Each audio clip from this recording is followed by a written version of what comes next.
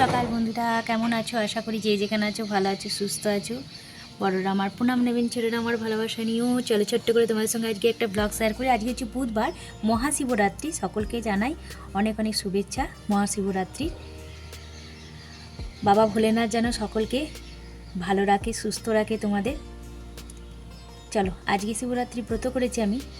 ব্রত মানে হচ্ছে ওই তোমার ঘরেতেই পুজো করব, বাবাকে স্কুল পাঠাই। বাবার আজকে ছুটি আছে, মানে হাজব্যান্ডের আজকে ছুটি, কিন্তু বাবুর আজকে স্কুল আছে। টিফিন মোটামুটি হয়ে গেছে, এখন বাজছে তোমার 8:45। বুঝতেই পারছো কখন আমি ব্লগ শুরু করেছি। আসলে ব্লগটা একটু দেরি করেই শুরু করা হলো, রান্না টান্না তাড়াতাড়ি না কমপ্লিট করলে পুজো করতে দেরি হয়ে যাবে, ওই জন্যে ধোয়াধুয়ি অনেক কিছু কাজ থাকে তো, কোনো কিছু পুজো করলে বাড়িতে, তার জন্যে। তা চলো, রান্না শেষের দিকেই, আর মোটামুটি একটুখানি বাকি আছে। চলো, এই যে ডাল হয়ে গেছে, আজকে নিরামিষ সব কিছু, পেঁয়াজ রসুন মাছ মাংস ডিম কিচ্ছু হবে না, তার জন্যে ভাত হয়ে গেছে, রুটি হয়ে গেছে, ডাল হয়ে গেছে মুগের ডাল, আর এখানে পোস্ত। তা চলো পোস্তটাকে দিয়ে দিই, বাবুর স্কুলের টিফিনটা রেডি করে ওকে খাবারটা দিয়ে তারপর আবার সব কাজকর্ম সেরে পুজোটা করবো।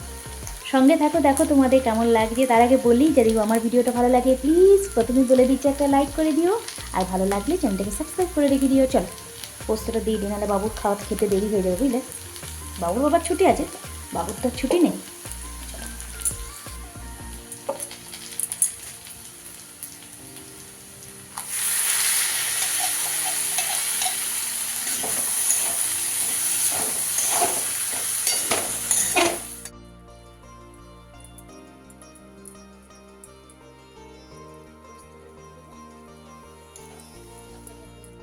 প্রত্যেকে একটুখানি দিয়ে দেবো।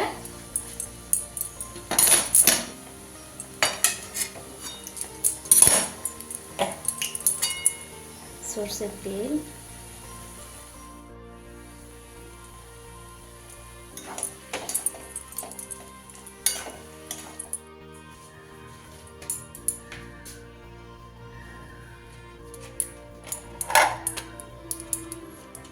বাবু তোমাকে 4টে রুটি দেবো?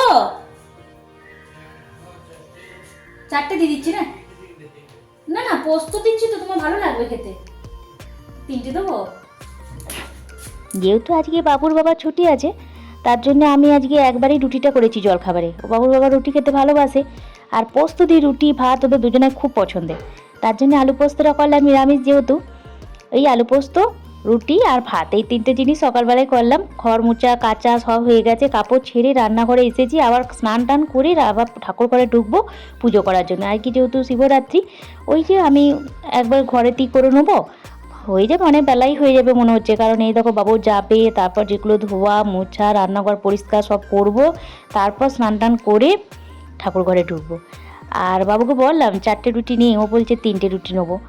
আসলে 3টে রুটি একটা ছোটো টিফিনে খাই, আর 2টো বড়ো টিফিনে। আর দেখি যদি আর কিছু ফল টল থাকে সেগুলো একটু দিয়ে দেবো, ব্যাস, তাহলে স্কুলের টিফিন রেডি হয়ে যাওয়ার। এইরকম টিস্যু পেপার দিয়ে বা বাটার পেপার দিয়ে যদি মুড়ি দিই না, ওর খেতে খুব সুবিধা, ওই জন্য রুটিটাও নিয়ে যেতে বেশি পছন্দ করে। আমি মাঝে মাঝে প্যানকেক এগুলো করে দিই। 3টে রুটি পোস্ত দিয়ে ভাজ করে দিয়ে দিয়েছি, এবার টিফিন বক্সে দিয়ে দেবো। ওকে এখনও ভাতটা দিইনি, আমার তাড়াতাড়ি হয়ে গেছে আজকে, তো বলতে গেলেই তো বেশি কিছু করিনি, ওই যে পোস্ত ভাত। আর শাক করলে রসুন ফোড়ন দিতে হবে, আর আজকে আমি চাইছি না পেঁয়াজ রসুন মাছ মাংস ডিম কিছু করতে, যার জন্য আমি আজকে ওই মানে শাকটা আনতে বারণই করলাম, যে শাকটা আনতে হবে, নাহলে ওর বাবা বাড়িতে থাকলে সবজি নিয়ে আসে অনেক। আর ওর বাবা বললো তুমিও খেতে পাবে না, তাহলে ছাড়ো, আজকে ওই একটা পোস্ত ভাতই করে দাও। বলো না, খুব পছন্দ করে পোস্ত ভাত। আর একটু ডাল করেছি মুগের ডাল। আর এখানে আমি রুটিগুলোকে পোস্ত দিয়ে রোল করে দিলাম, আর একটুখানি জল নিয়েছি, তার মধ্যে বেকিং সোডা দিয়ে দিলাম, দিয়ে একটুখানি ওই আঙুর আছে আঙুরগুলোকে ডুবিয়ে দেবো। আঙুরগুলো একটু টক টক জানো তো, খুব একটা বেশি মিষ্টি নয়, বাবু খুব একটা বেশি পছন্দ করতে না, তবে এইটা মনে হচ্ছে একটুখানি মিষ্টি হবে। একটু বেকিং সোডা দিয়ে একটু ডুবিয়ে দেবো 2-3 মিনিটের মতো, তারপরে একটু পরিষ্কার জল দিয়ে ধুয়ে তারপর দিয়ে দেবো, নাহলে আঙুরের মধ্যে প্রচুর পরিমাণে সে নোংরা থাকে তো, সেই জন্য একটুখানি বেকিং সোডা দিয়ে একটু লবণ জলের মধ্যে ডুবিয়ে রাখলে ওই যে কালো কালো ভাবটা দেখবে চলে যায়। আজকে প্রায় 7-8 বছর ধরে মন্দিরেতেই আমি দিতে যাই। আমাদের বাড়ির কাছেই যেটা একটা মন্দির আছে, রেলগেটটা পার হয়ে যেতে হতো, সেই মন্দিরে শিবরাত্রি পুজো দিতে যেতাম। কিন্তু 2 বছর হলো যেতে পারছি না বলতে এই কারণে, এতটা দূর হয়ে গেছে, দূর মানে ওভারব্রিজটা হয়ে যাওয়ার পর থেকে না খুব অসুবিধা হয়, বিশেষ করে ওর বাবা যদি বাড়িতে না থাকে, আর যেদিন বাড়িতে থাকে তাও অসুবিধা হয়ে যায়, সংসারে সব কাজ একা হাতে সেরে তালা দিয়ে তারপর যাওয়াটা না, ওই জন্য বাড়িতেই আমি শিবলিঙ্গ প্রতিষ্ঠা করে তারপরে সেখানেই পুজো করি। চলো, বাবু স্কুলের টিফিন রেডি হয়ে গেছে, বাবুকে পাঠিয়ে স্নান টান করে তারপর পুজোটা করে নেবো। এ বাবু, টিফিনটা দিয়েছি, নিয়ে যা, ভাত খেতে বসবো দিয়ে।